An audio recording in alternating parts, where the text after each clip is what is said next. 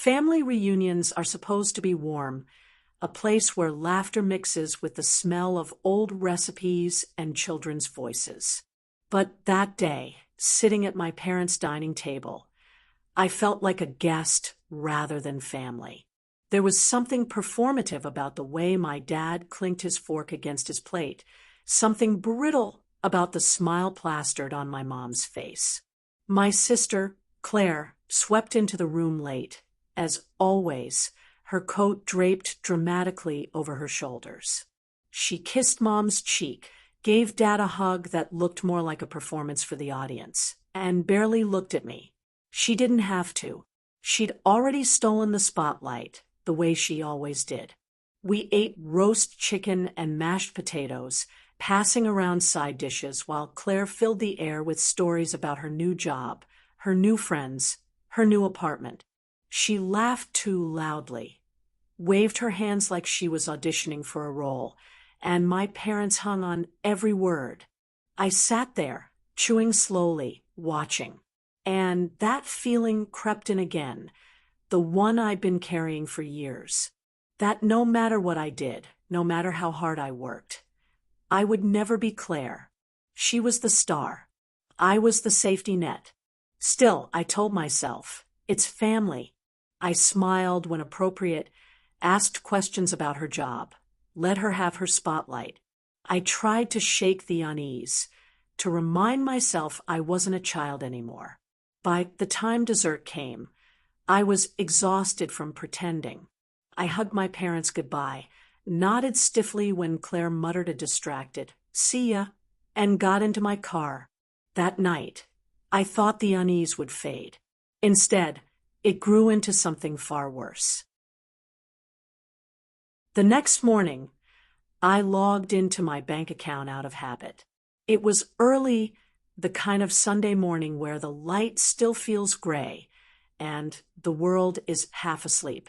I had bills scheduled, a few automatic payments to check on. But when the numbers appeared on the screen, my breath stopped. Zero. Not literally zero, but close enough. Where there should have been a comfortable balance, there was a hollow number, a balance that couldn't cover next month's rent, let alone the security I'd built over years of careful saving. I stared, refreshed the page, checked again. The number didn't change. My first thought was fraud. A hack. A bank error.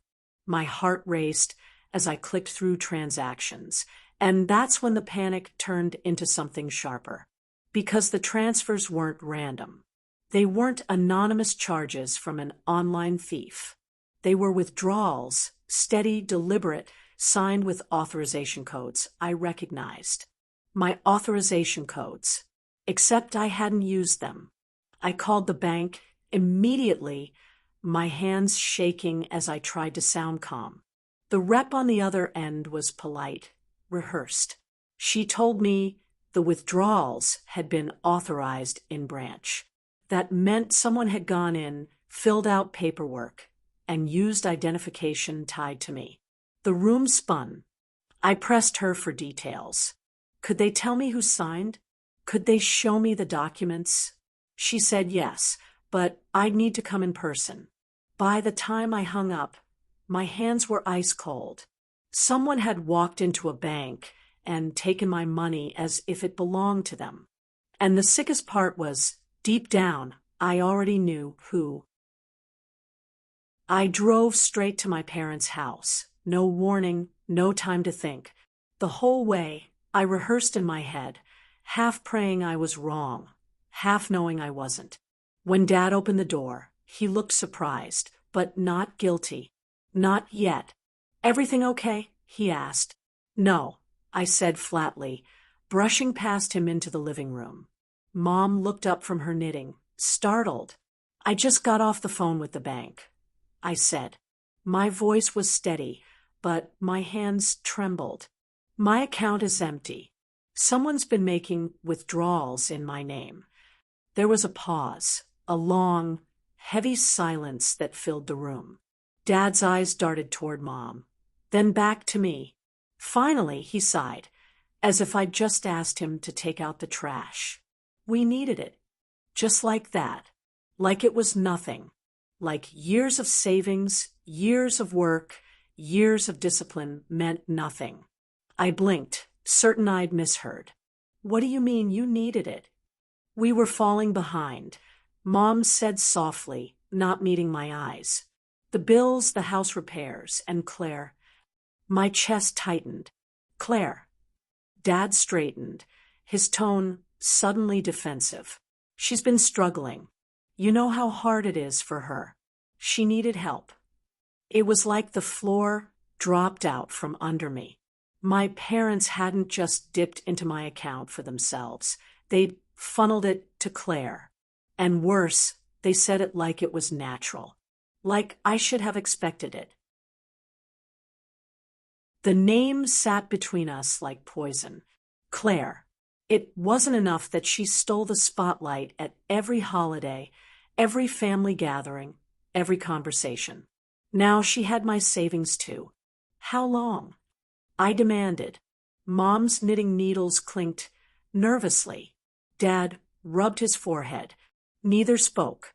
How long have you been taking my money? My voice cracked, louder now. Dad's eyes hardened. Don't take that tone with me. We did what we had to do. Claire, she had debts. Things you don't understand. You should be grateful we trusted you enough to step in. Grateful. That word hit me like a slap. They hadn't just stolen. They expected me to be thankful. It was Mom who finally admitted it. They'd been doing this for years. Quiet withdrawals, small at first, just to help Claire until she got on her feet. But she never got on her feet. Every time she stumbled, they reached into my pocket to steady her. By then, it wasn't just my savings account. It was credit cards opened in my name. Loans co-signed without my permission. My identity had been turned into Claire's lifeline, and my parents had been the ones tying the noose. When I turned to Claire for answers, she didn't even bother pretending remorse. She leaned against her doorway, arms crossed, her eyes flashing with that smugness I'd grown up hating. You always had it easier, she said. The smart one, the responsible one. Mom and Dad expected me to fail, but they worshipped you. You don't know what it's like to be me. Her voice rose, shrill and bitter. So yeah, I used what was there. You'll bounce back. You always do. That's what you're for. That was the moment it clicked. I wasn't her sibling. I wasn't their child. I was their safety net. The weeks that followed my discovery of the empty bank account became a blur of paperwork and phone calls. I spent hours at the bank, at the credit bureau, and with lawyers piecing together what my parents and Claire had done. Each document I held felt heavier than the last. Loan applications signed with my name, credit lines I had never applied for, and bills sent to my address but charged to Claire's lifestyle. I remember sitting at my kitchen table one evening, the room dimly lit by a single lamp. I spread out the documents like a jigsaw puzzle, red circles marking forged signatures, yellow highlights on balances they'd drained.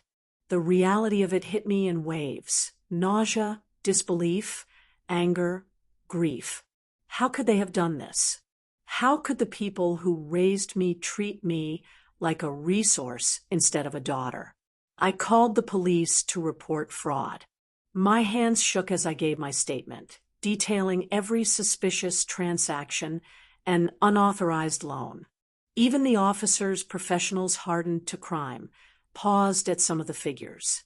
Thousands upon thousands in debt, all tied to me, all carefully hidden behind layers of familial deception. For the first time, I truly understood the depth of Claire's manipulation and my parents' complicity. They hadn't simply borrowed or helped. They had weaponized my trust, using my identity as a shield for their lies. Every payment they skipped, every emergency they claimed, every time they told me I was overreacting, It was part of a long-term plan to drain me financially while keeping appearances intact. As the legal processes began, the emotional toll became unbearable. I received constant calls from debt collectors, creditors, and lawyers. Each call felt like a hammer striking my chest. My workdays became impossible. I couldn't focus on my job knowing that my identity had been stolen and my financial future jeopardized. Nights were the worst, silent, suffocating, filled with the echo of my parents' casual betrayal. I replayed conversations, dinners, and reunions in my head. Every excuse they ever gave, every "we needed it" line, every "it's for Claire" justification. They weren't mistakes. They were deliberate.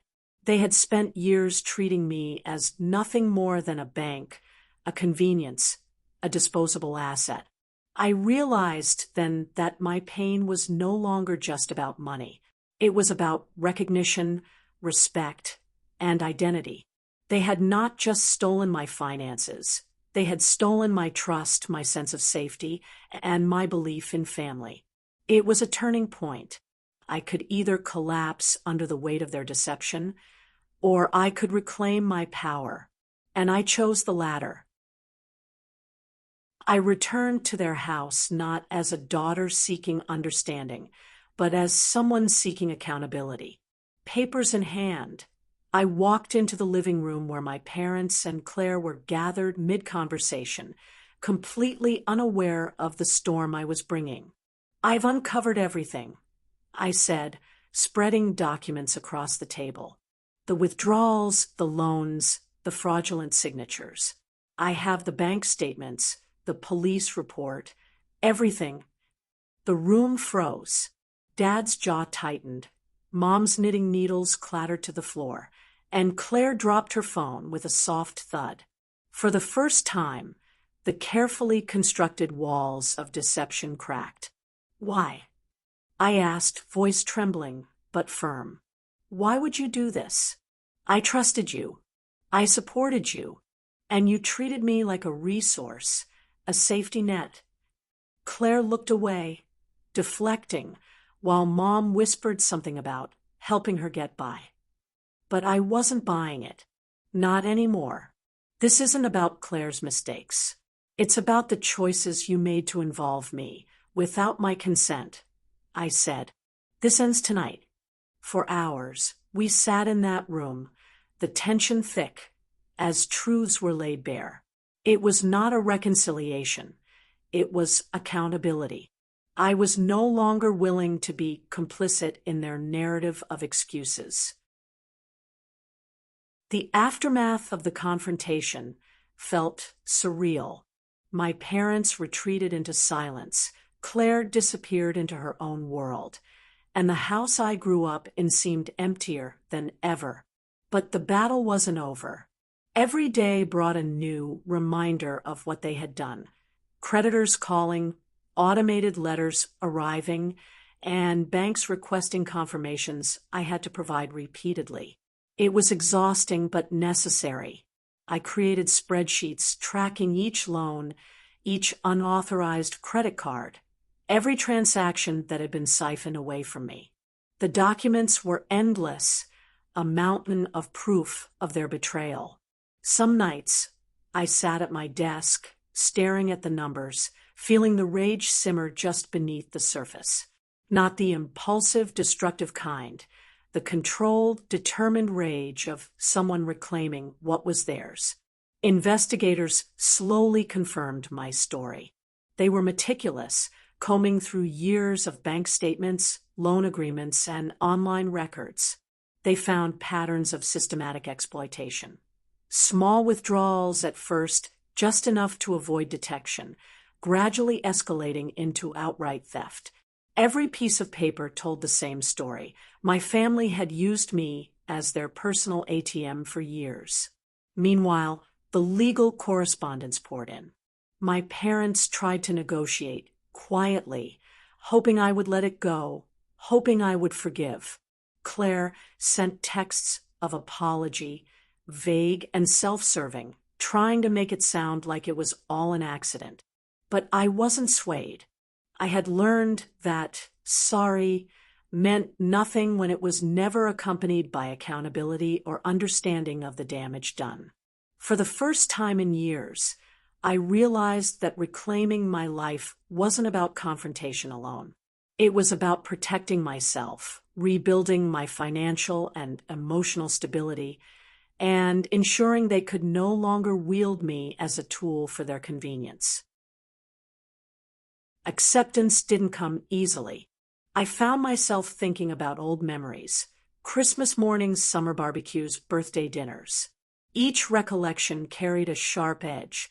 Now, moments that once brought comfort were tainted with betrayal. My parents had conditioned me to believe in family loyalty, yet their loyalty had never been to me.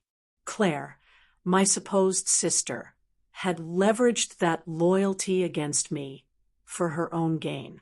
I began removing myself from traditions, skipping family calls, deleting shared group chats, and turning down invitations. Some people might see this as cold or harsh, but to me, it was necessary. For years, I had been treated as a utility rather than a person. Now I had to establish boundaries and reclaim my personal space. I started surrounding myself with people who valued me not for what I could provide, but for who I was. Friends who had supported me through the legal maze, colleagues who offered guidance, and even strangers who reached out with empathy when the story leaked publicly. These connections reminded me of something I had forgotten. That family isn't always defined by blood. It's defined by care, respect, and integrity. With every step away from my toxic family, I felt lighter. Anger still lingered, a quiet, smoldering presence, but it no longer controlled me. Instead, it became fuel to protect myself and to rebuild the life they had tried to dismantle.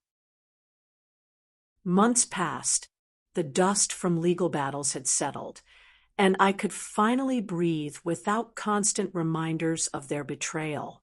I closed old accounts, opened new ones under strict security, and met with financial advisors to create safeguards I should have had from the beginning. But more than financial recovery, it was the emotional reclamation that mattered most. I started keeping a journal, writing every thought and feeling, documenting the process of disentangling myself from their manipulation. One evening, staring at the words I had written in bold letters, enough, I felt a deep, almost physical relief. I had drawn a line, and this time it was unbreakable.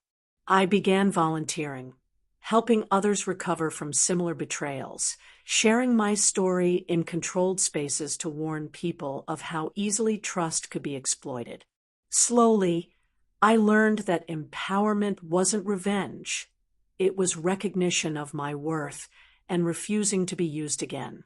Even now, I feel echoes of anger and grief, but they no longer define me. I can look back and see the full scope of their deception, the years of manipulation, and I can say clearly, I survived it. I reclaimed my identity, my finances, and my autonomy. Sometimes I imagine my parents and Claire reflecting on what they lost. Perhaps they don't. Perhaps they never will. But it no longer matters. I am free from their control. I am no longer a safety net, a tool, or a resource. I am myself, whole and unbroken. And that is enough.